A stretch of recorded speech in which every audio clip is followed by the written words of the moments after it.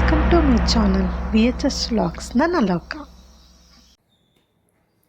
Hi hello ನಮಸ್ಕಾರ friends, VHS vlogs ನನ್ನ ಲೋಕಕ್ಕೆ ಸ್ವಾಗತ. 2 ವಾರದಿಂದ ಯಾವುದೇ ರೀತಿ ವೀಡಿಯೋ ಅಪ್ಲೋಡ್ ಮಾಡೋಕ್ಕಾಗಿಲ್ಲ, ಕೆಲವೊಂದು ರೀಸನ್ಸು, ಕೆಲವೊಂದು ಪ್ರಾಬ್ಲಮ್ಸಿಂದ. ಸೊ ಅದಕ್ಕೆ ಇವತ್ತು ಒಂದು ಒಳ್ಳೆ ನಾಟಿ ಸ್ಟೈಲ್ ರೆಸಿಪಿ ಜೊತೆ ಬಂದಿದ್ದೀನಿ. ನಿಮಗೆ ಗೊತ್ತಾಗಿರುತ್ತೆ, ತಮ್ಮನಿನಲ್ಲಿ ಬಸ್ಸಾರು ಅಂತ ಹಾಕಿದ್ದೀನಿ. ನಾನು ತೋರಿಸ್ತಿರೋ ಬಸ್ಸಾರು ಬಂದು ನುಗ್ಗೆ ಸೊಪ್ಪಿಂದು. ನುಗ್ಗೆ ಸೊಪ್ಪು ಎಷ್ಟು ಒಳ್ಳೆಯದು ಹೆಲ್ತಿಗೆ ಅಂತ ನಿಮಗೆ ಯೂಶ್ವಲಿ ಗೊತ್ತಿರುತ್ತೆ. ಕ್ಯಾಲ್ಶಿಯಮ್ ಇರುತ್ತೆ, ಅದರಲ್ಲಿ ಐರನ್ ಕಂಟೆಂಟ್ ಇರುತ್ತೆ, ವಿಟಮಿನ್ಸ್ ಒಳಗಿರುತ್ತೆ. ಕಣ್ಣಿನ ಪ್ರಾಬ್ಲಮ್ಗೂ ತುಂಬ ಒಳ್ಳೆಯದು.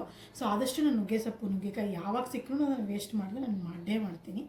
ನುಗ್ಗೆ ಸೊಪ್ಪು ಯಾವಾಗ ಸಿಕ್ಕರೂ ಬೇಡ ಅಂತಂದು ಯಾರೇ ತಂದು ಕೊಟ್ಟರು ನಾನು ಅದನ್ನು ಕುಕ್ ಮಾಡ್ತೀನಿ. ಆಲ್ಮೋಸ್ಟ್ ಬಸ್ಸಾರೇ ಮಾಡೋದು. ನನಗೆ ನುಗ್ಗೆ ಸೊಪ್ಪಿನ ಬಸ್ಸಾರು ತುಂಬ ಇಷ್ಟ ಆಗುತ್ತೆ. ಸೊ ಅದೇ ರೆಸಿಪಿನ ನಿಮ್ಮ ಜೊತೆ ಸಹ ಶೇರ್ ಮಾಡ್ಕೊಂಡಿದ್ದೀನಿ. ನಮ್ಮ ಕಡೆ ಇದು ನಾನು ತೋರಿಸ್ತಾ ಇರೋ ರೆಸಿಪಿ ಬಂದು ನಾನು ಆಲ್ಮೋಸ್ಟ್ ವೀಡಿಯೋಸಲ್ಲಿ ತುಮಕೂರು ಅಂತ ಹೇಳೋದಕ್ಕೆ ತುಮಕೂರಲ್ಲಿ ಈ ಥರ ಮಾಡಲ್ವಲ್ಲ ಅಂತ ಅನ್ಬೇಡಿ. ನಾನು ತೋರಿಸ್ತಾ ಇರೋದು ಬಂದು ನಮ್ಮದು ಪ್ರಾಪರ್ ನಮ್ಮಮ್ಮ ಮಾಡೋ ಸ್ಟೈಲ್ದೆ ನಾನು ತೋರಿಸ್ತಾ ಇರೋದು. ನಮ್ಮ ಕಡೆ ಉದ್ಕ ಅಂತ ಕರಿತೀವಿ, ಚಳ್ಳಕೆರೆ ಅವರು ನಾವು ಪ್ರಾಪರಾಗಿ ಉದ್ಕ ಅಂತ ಕರಿತೀವಿ ನಾವು. ಆ ಉದ್ಕದ ರೆಸಿಪಿನ ತೋರಿಸ್ತಾ ಇದ್ದೀನಿ. ತಮ್ಮನೇರಲ್ಲಿ ಈಗ ಇವು ತುಂಬ ಜನಕ್ಕೆ ಗೊತ್ತಿರಲ್ಲ ಉದ್ಕ ಅಂದರೆ, ಹಾಗಾಗಿ ಬಸ್ಸಾರು ಅಂತ ಹಾಕಿರೋದು. ಸೊ ಹೋಗಿ ನುಗ್ಗೆ ಸೊಪ್ಪಿನ ಬಸ್ಸಾರು ಅಥವಾ ನುಗ್ಗೆ ಸೊಪ್ಪಿನ ಉದ್ಕದ ರೆಸಿಪಿ ನೋಡ್ಕೋಬೇಕು. ನುಗ್ಗೆ ಸೊಪ್ಪನ್ನ ತೊಳೆದುಬಿಟ್ಟು ಕ್ಲೀನಾಗಿ 1-2-3 ಸಲ ತೊಳೆದು ಪಾತ್ರೆಯಲ್ಲೇ ಬೇಯಿಸ್ಕೋಬೇಕು. ಮತ್ತು ಏನಾದರೂ ನುಗ್ಗೆ ಸೊಪ್ಪನ್ನ ಮಾತ್ರ ನೀವು ಯಾವುದೇ ರೀತಿ ಕುಕ್ಕರಲ್ಲಿ ಬೇಯಿಸ್ಕೊಳ್ಳೋದಕ್ಕೆ ಹೋಗಬೇಡಿ. ಏಕೆಂದರೆ ಕುಕ್ಕರಲ್ಲಿ ಬೇಯಿಸ್ಕೊಂಡ್ರೆ ಅದು ಸ್ವಲ್ಪ ಒಗ್ಗರಾಗೋದು, ಕಹಿ ಆಗೋದು ಆ ಥರ ಆಗುತ್ತೆ. ಹಾಗಾಗಿ ಪಾತ್ರೆಯಲ್ಲೇ ಬೇಯಿಸ್ಕೋಬೇಕು. ನಾನು ಆಲ್ರೆಡಿ ಇಲ್ಲಿ ಹೆಸರು ಕಾಳು ಮತ್ತು ಬೇಳೆ ಎರಡನ್ನೂ ಕೂಗಿಸಿಟ್ಕೊಂಡಿದ್ದೀನಿ. ಈಗ ಇದು ಬೇಯಿಸ್ಕೊಬಿಡೋಣ. ಇದು ಬೇಯೋ ಅಷ್ಟರಲ್ಲಿ ನಾನು ಬದನೆಕಾಯಿ ಮತ್ತು ಟೊಮೊಟೊನ ಸುಟ್ಕೊಳ್ಳೋದಕ್ಕೆ ಇಡ್ತೀನಿ. ಸ್ವಲ್ಪ ಎಣ್ಣೆ ಹಾಕ್ಬಿಟ್ಟು ಒಂದು ಬಾಣಲೆಯಲ್ಲಿ ಸಣ್ಣಗೆ ಇಟ್ಬಿಟ್ಟು ಒಂದು ಮುಚ್ಚಿಬಿಟ್ಟು, ಅದು ಒಲೆಯಲ್ಲಿ ಸುಟ್ಟಾಗ ಹೇಗಿರುತ್ತಲ್ಲ ಹಾಗೆ ಇರುತ್ತೆ.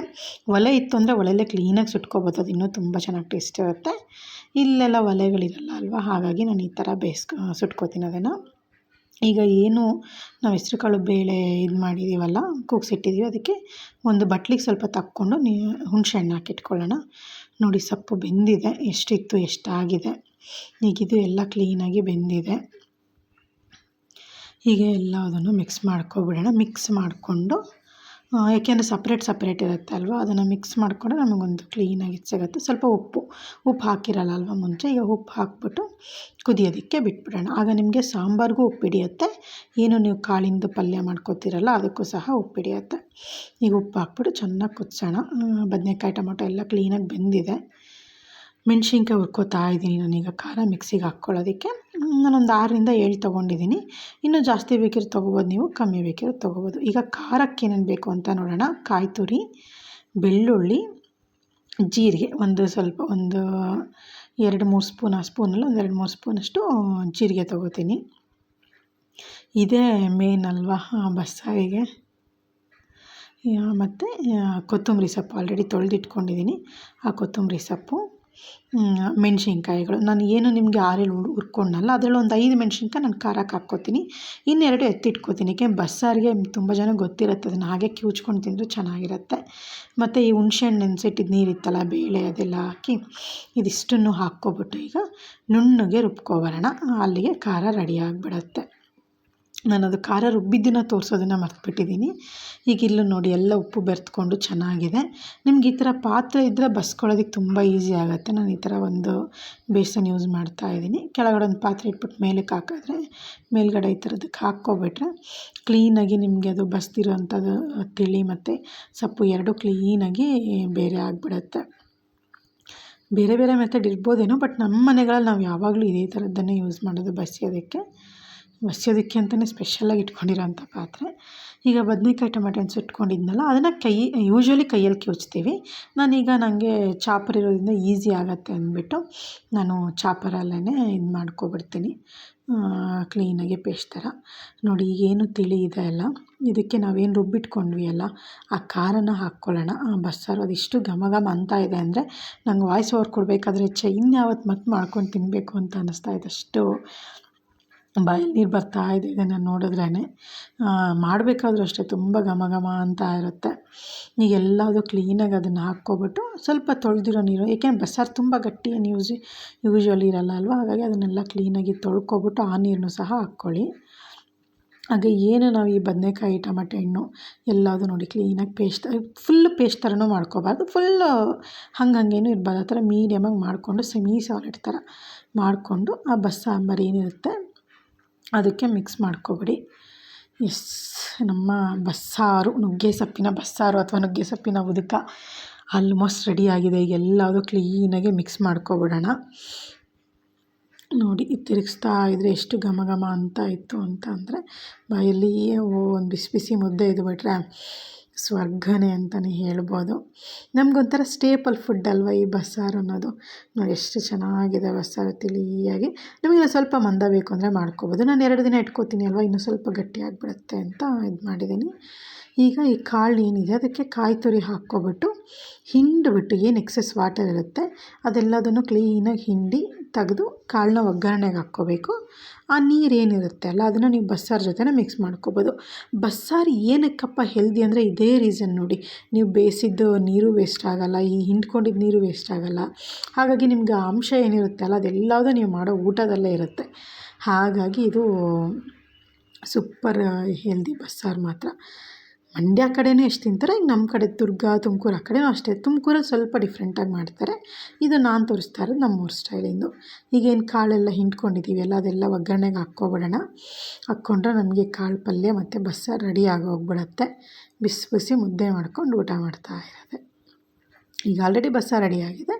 ಈಗ ಏನು ಮಾಮೂಲಿ ಒಗ್ಗರಣೆ ಹಾಕ್ಕೊಳ್ಳೋದು, ಎಣ್ಣೆ ಕಾಯ್ತಾ ಇದ್ದಾಗೇ ಸಾಸಿವೆ ಹಾಕ್ಕೊಂಡೆ, ಸಾಸಿವೆ ಚಿಟಪಟ ಅಂತಿದ್ದಾಗೇ ಈರುಳ್ಳಿ ಕರಿಬೇವು. ನೀವು ಬೇಕಿದ್ದರೆ ಒಣಮೆಣ್ಸಿನ್ಕಾಯಿ ಹಾಕ್ಕೋಬೋದು, ನಾನು ಮೆಣ್ಸಿನ್ಕಾಯಿ ಬಳಸ್ತಾ ಇಲ್ಲ, ಏಕೆಂದರೆ ಅದಕ್ಕಾಗಲೇ 5-6 ಮೆಣ್ಸಿನ್ಕಾಯಿ ಹಾಕಿದ್ದೀನಿ ಅಂದ್ಬಿಟ್ಟು. ಅದೆಲ್ಲ ಬೆಂದಮೇಲೆ ಸ್ವಲ್ಪ ನೀವು ಸೊಪ್ಪು ಹಾಕ್ಬಿಟ್ಟು ಕ್ಲೀನಾಗಿ ಮಿಕ್ಸ್ ಮಾಡಿಕೊಂಡ್ರೆ ನಿಮಗೆ ರೆಡಿ ಆಗೋಗುತ್ತೆ. ನೋಡಿ ಮುದ್ದೆ, ಸೌತೆಕಾಯಿ, ನಿಂಬೆಹಣ್ಣು, ಬಸ್ಸಾರು, ಸೊಪ್ಪು, ಸೂಪರ್ ಊಟ. ಈ ಒಂದು ಸತಿ ಮಾಡಿಕೊಂಡು ಟ್ರೈ ಮಾಡಿ.